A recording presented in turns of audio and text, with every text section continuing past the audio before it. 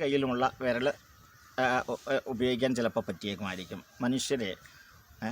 അതിൽ ഒരു മനുഷ്യരെ ഒരാളിനെ ഞാൻ കണ്ടു ഈ തിരുവിതാംകൂറിൽ കൂടി നടന്നപ്പോൾ. അന്നത്തെ മലബാർ എന്നാണ് പറയുന്നത്, ഞാൻ തിരുവിതാംകൂർ എന്ന് പറഞ്ഞതേ ഉള്ളൂ, മലബാർ എന്ന് പറഞ്ഞു.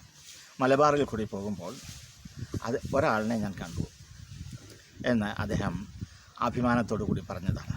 അതുപോലെ തന്നെ ചട്ടമ്പി സ്വാമികൾക്കും വിവേകാനന്ദ സ്വാമിജിയുടെ എത്രമാത്രം സ്നേഹം ആണ്, വാത്സല്യമാണ്, ആദരവാണ്. അത്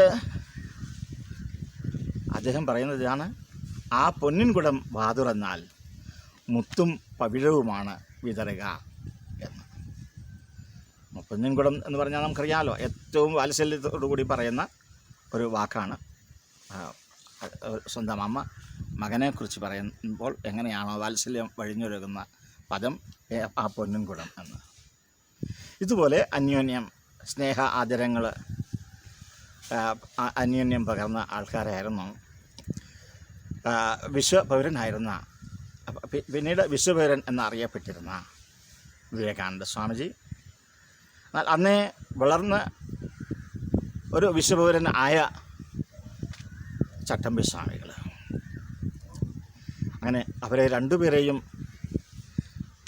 ശബ്ദങ്ങളിൽ കൂടി ആയാലും ശരി, പുസ്തകങ്ങളിലെ വരികളിൽ കൂടിയായാലും ശരി, പ്രഭാഷണങ്ങളിൽ കൂടിയായാലും ശരി കേട്ട് പരിചയപ്പെടാൻ ഭാഗ്യം സിദ്ധിച്ച നമ്മളും എത്രമാത്രം ഭാഗ്യവാന്മാരായിരിക്കും. ഭഗവാൻ, ഈ ഭാഗ്യത്തിന് വേണ്ടിയാണല്ലോ മനുഷ്യനായിട്ട് ജനിക്കുന്നത്. മഹാത്മാക്കളെ ആശ്രയിക്കുക, അവരിൽ നിന്ന് ഭക്തി ജ്ഞാന വൈരാഗ്യങ്ങൾ നമുക്ക് ഉൽപ്പാദിപ്പിച്ചെടുക്കാൻ സാധിക്കും അവരുടെ കൃപ കൊണ്ട് എന്ന് പ്രാർത്ഥിക്കാം. ജയ് ഭഗവാൻ.